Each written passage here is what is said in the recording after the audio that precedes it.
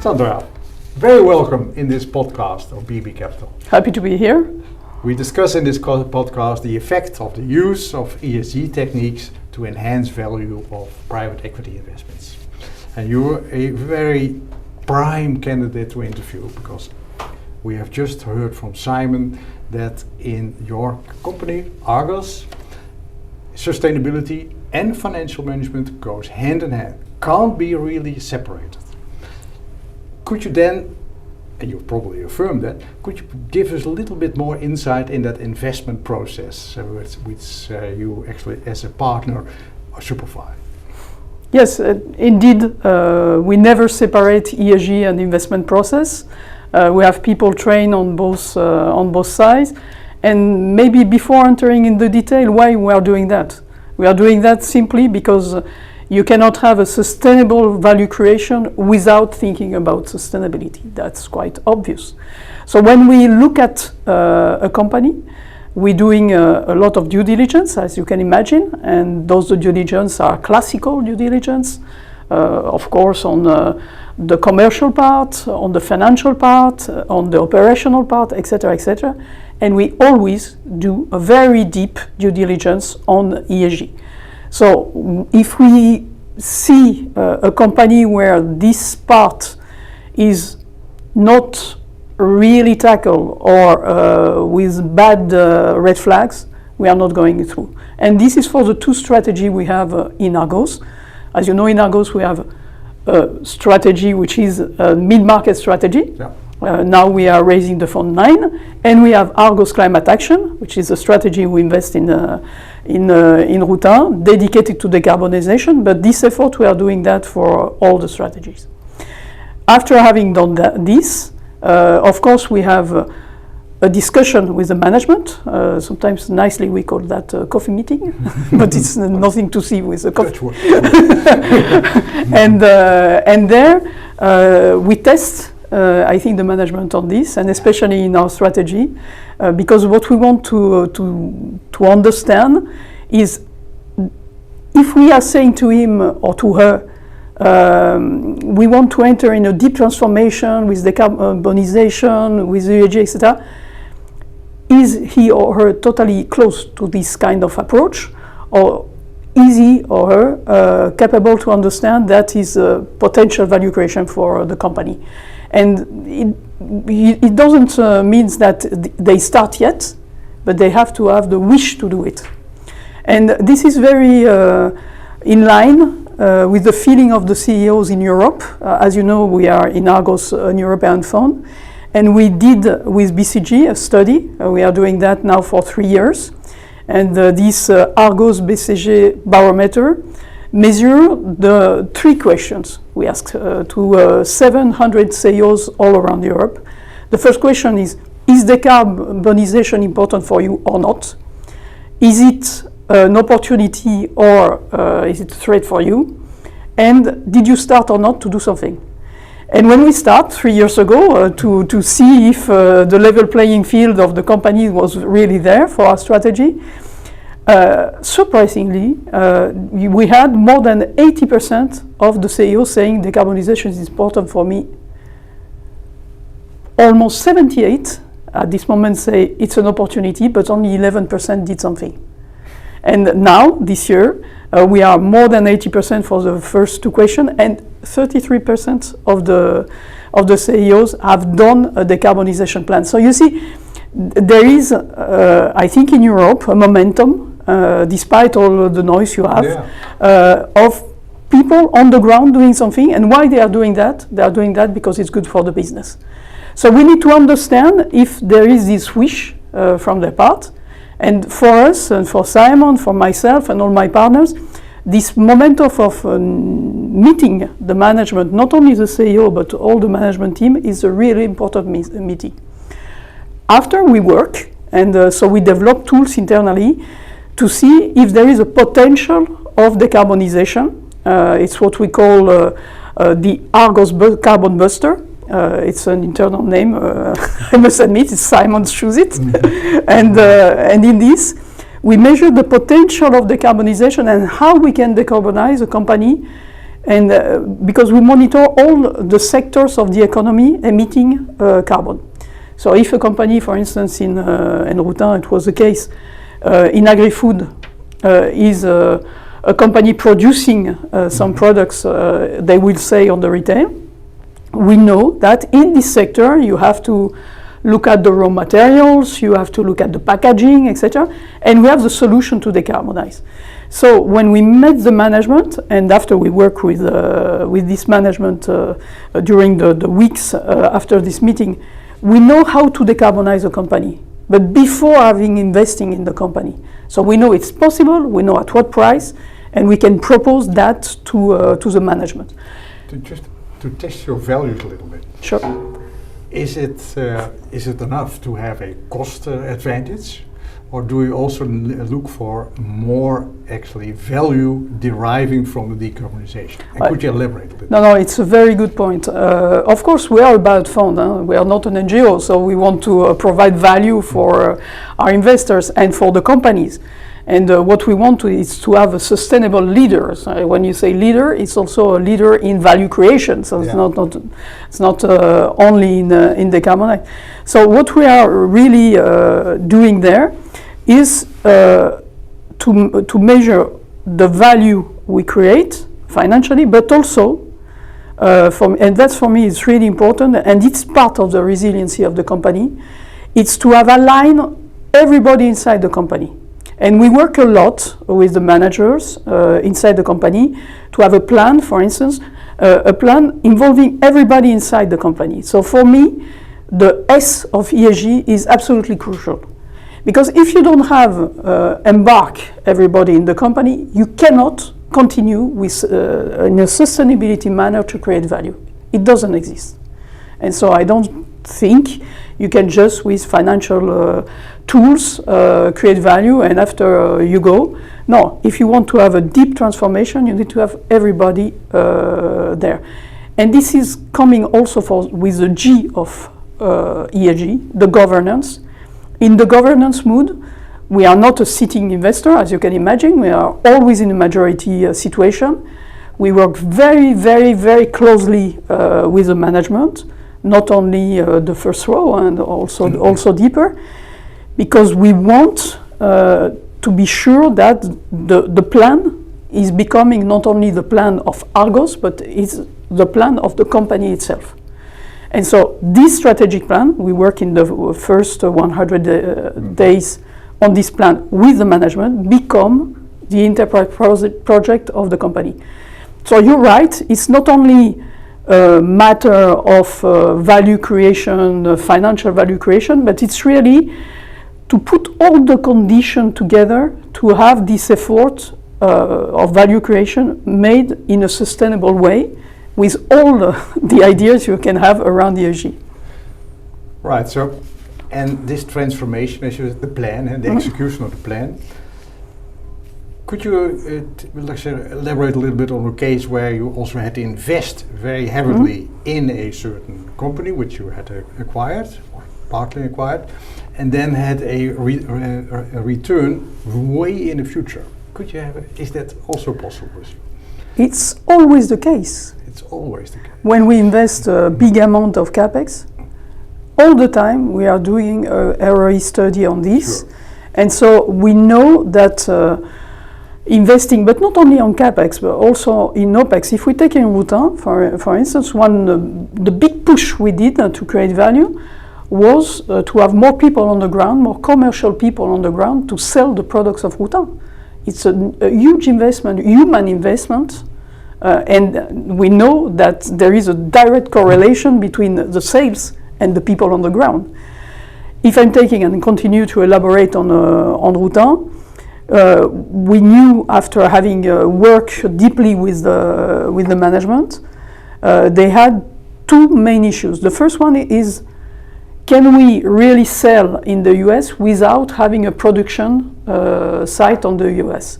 And so we are ready with them to invest deeply to have a production site in the US. This is a huge capex, but we know with the potential of the market there that this is a solution to open this very, very big market. They start yet with Cappuccino, a very nice brand, but we can go really more rapidly and probably deeper there.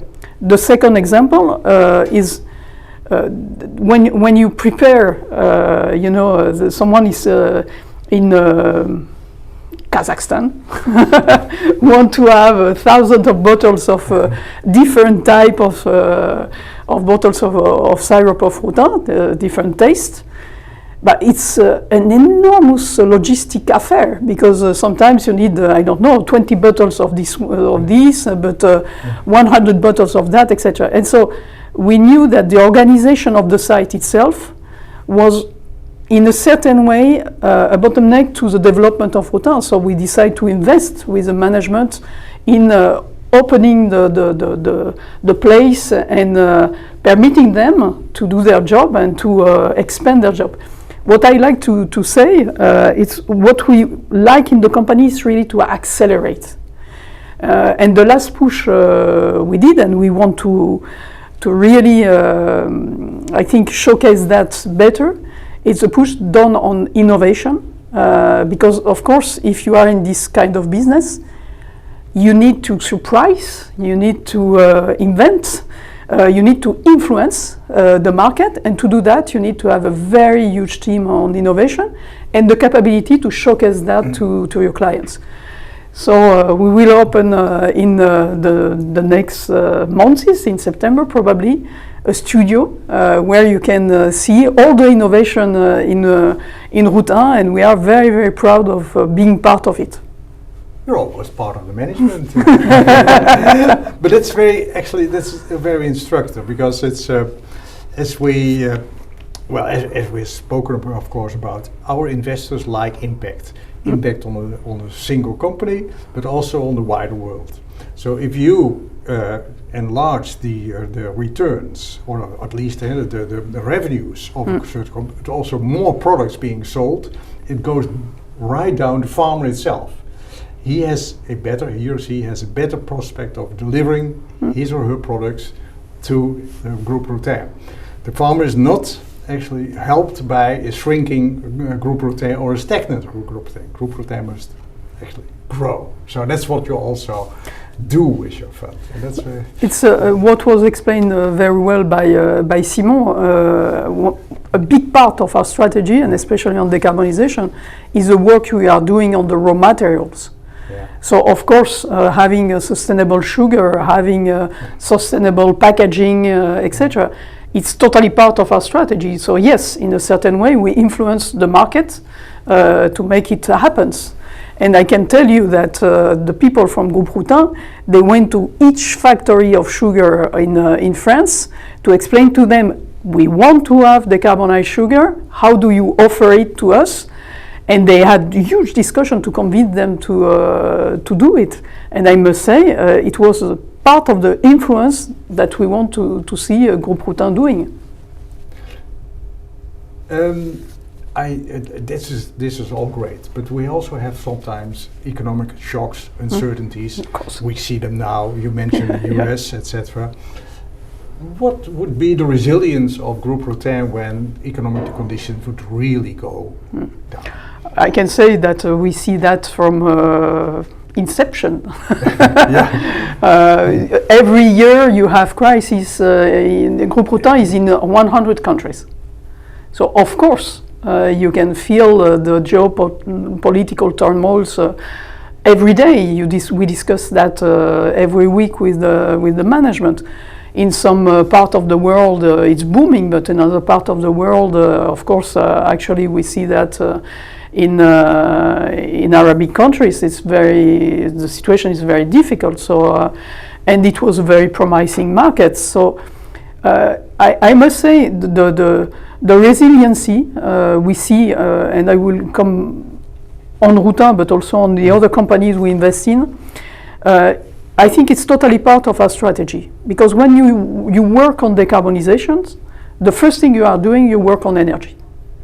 So you install solar panels, you buy green energy, etc., and this is a local energy. So working on decarbonization is sovereignty. It's not only decarbonize for the climate, it's sovereignty. So you are more resilient because you have work on energy. You are more resilient because you have work on your operations, but very, very deeply. We try to save every inch of electricity in an operation, every a molecule of gas, because of the same approach. We secure all the raw materials we need, because you work with the company doing the glass, for instance. We work with the local company in Europe. We know how they do the glass. We know this glass is done with green electricity and not done with something else. So we enter really in a system where we control the raw materials and the Scope 3. And this is also part of the resiliency of the company.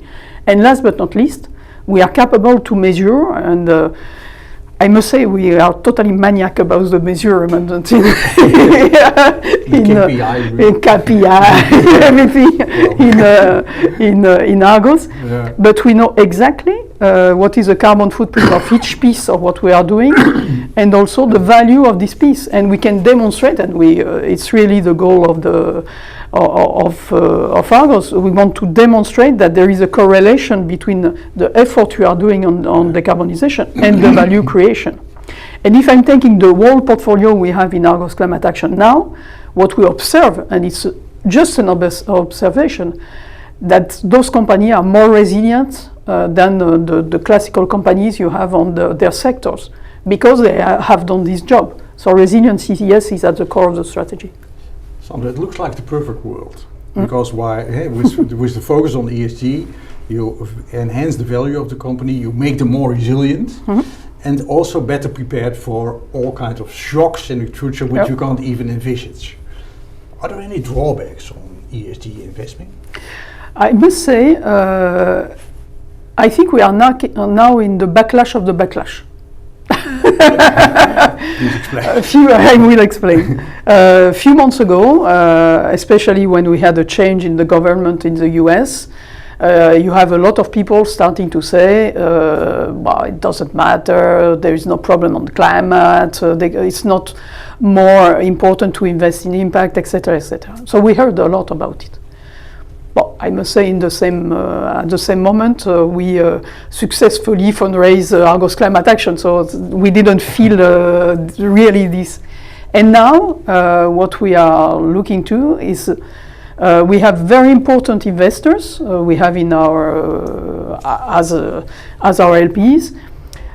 First, the European, they really commit on this, and they recommit on this, saying, okay, we are at the forefront of this, and we will continue, because not only because it's good for the planet, but because it's more resilient, more sovereign, etc., etc.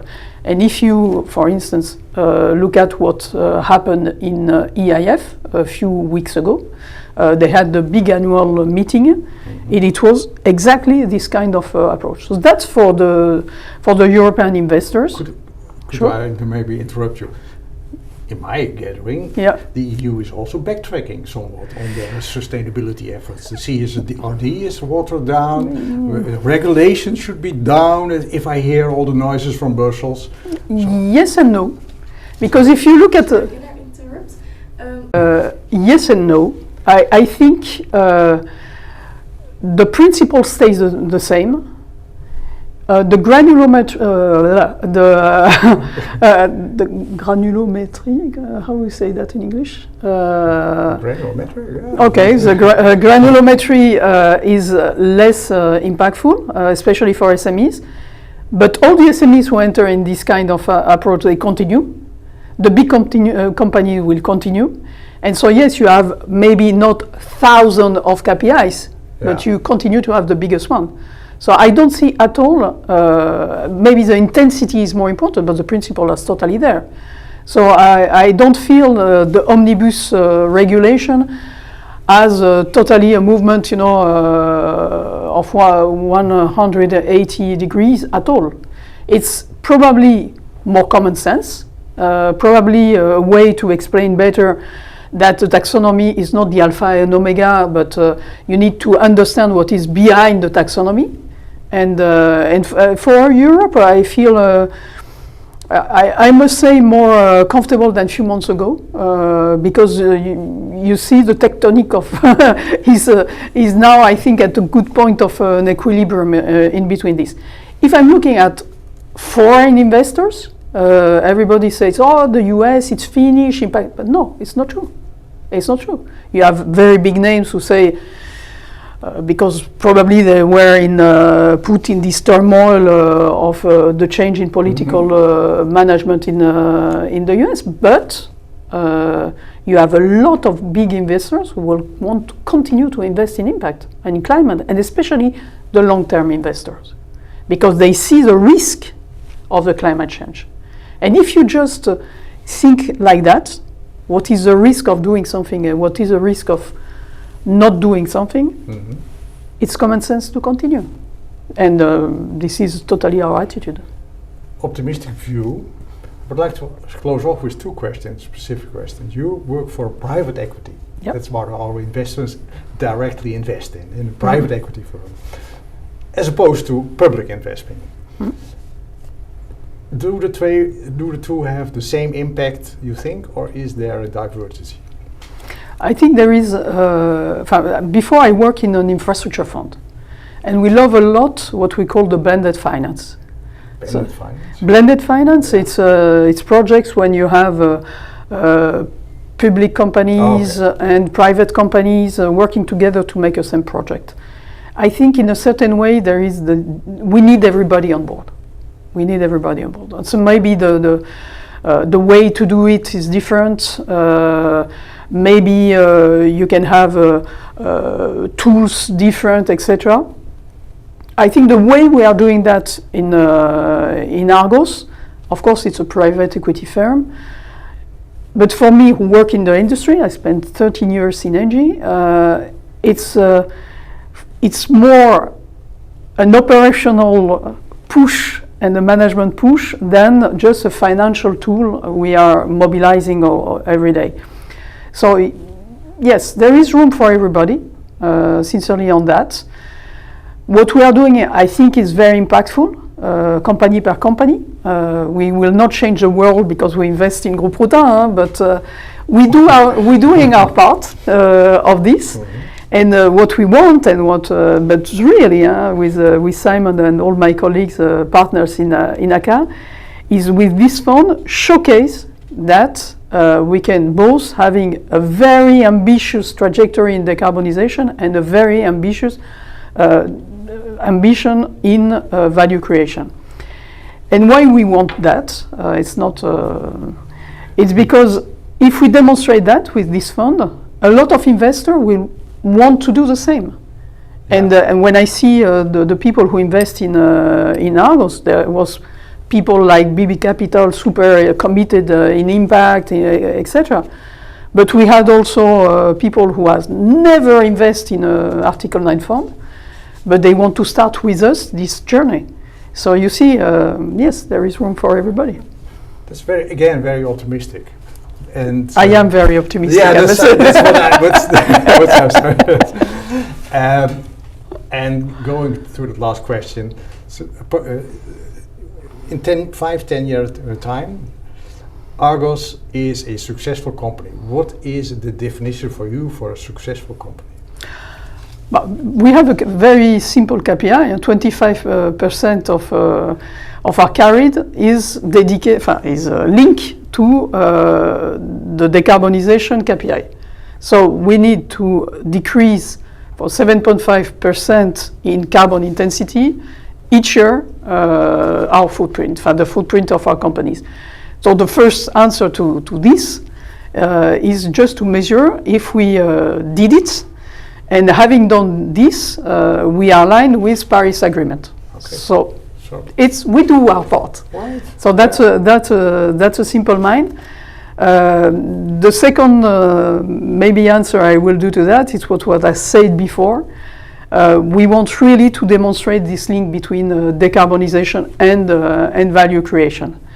But as Argos is doing. So not only saying, but demonstrating with numbers, etc. So if we are capable to do that in 5 years, I hope our investor will be happy, and also we will be very proud to enter in this journey, because it's when we start, a grey to green strategy was not very often proposed. But as a partner, I gather that you have a lot of meetings with your colleagues, other funds, etc. If you had one message to share, if they want to listen, but suppose they listen, what would you say to them? It's an enthusiastic journey. Enthusiastic journey. Yeah, it is. It is, because you are doing a lot of, you work on a lot of levels. So yes, it matters, and you can enjoy it if you're doing it. I think enjoying what you are doing is the key of the life. So, what would be my advice? First, you need to be equipped. You need to work. You need to create tools. You need the KPIs, you mean, or? Not only KPIs, but really tools. The carbon buster I talk about, the barometer, etc. Being capable to demonstrate, to measure, and for that you need to have tools. And it's not a commodity. It's something you really part of your recipes, your internal recipes. So take time to prepare yourself. That's the first advice. The second advice is think on a long term, with a long-term view. Of course, as you say, there is people saying, "Oh, but no, climate is not changing; it's running." Okay, well, no. Continue to be focused on what you want to do, because it's a complex journey per se. You have a lot of levers to do, etc. And totally align everybody in the room. And when I say align, it's the LPs, your team, of course, and the management team of the company, and spend the time you need to do it. And if you are not convinced of this alignment, don't invest. Don't invest. And when you have invested, and that's the last point, always push innovation. Always push to think big. And I think it's like that you can really make the growth and make it possible in a certain way. That's a great, I would say, end to this journey we have had together. Thank you very much, Sandra. Thank you so much for sharing your insights. Thank you. Thank you. Insights. Thank you. Thank you.